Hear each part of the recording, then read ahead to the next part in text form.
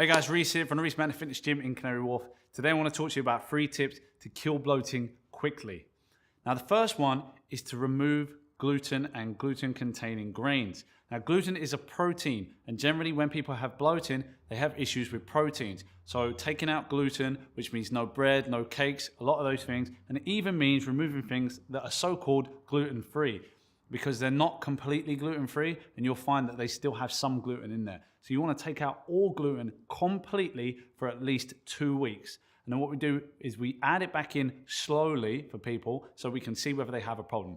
The reason you can't tell whether you have an issue or not until you take it out is because a lot of people's inflammation is so high and their immune system is so low is that they've been having chronic inflammation for so long, you can't really tell the difference. But when you take it out for 3 weeks, then you add it back in again, it will allow your immune system to recover, your inflammation to drop, and then you'll really be able to tell whether gluten is a problem. But almost certainly, if you're having regular bloating, gluten is an issue. So take it out completely. That's number one.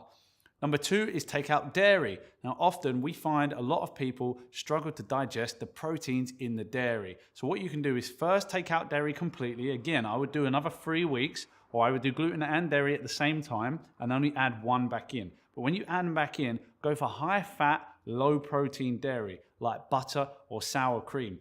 When you have a low protein, the dairy products are much easier to digest. So taking them out and then adding back in slowly, one at a time. You don't want to add in gluten and dairy at the same time, and you definitely don't want to add in butter and sour cream at the same time. You add one thing back in and then see how your digestive system reacts, and then you'll know whether those are causing problems. But those are the 2 most common allergen foods that we see a lot of people struggle with here at the gym.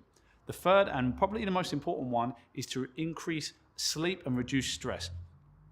Effectively, what happens when you're stressed out, your digestive system can't work correctly. If a lion walks into the room, the last thing you want to do is digest yesterday's meal. So what it means, you'll be in a heightened state of awareness. The blood flow won't be towards your stomach, it will be towards your limbs. And therefore, you're going to struggle, you're going to be uncomfortable, you're going to get bloating when you try to eat. So if you can reduce the stress, if you can improve your sleep, which will reset your stress levels, you're going to find that bloating is improved big time. And if you combine all of those 3 things together, you're going to notice a change literally almost overnight. So try that, let me know how you get on.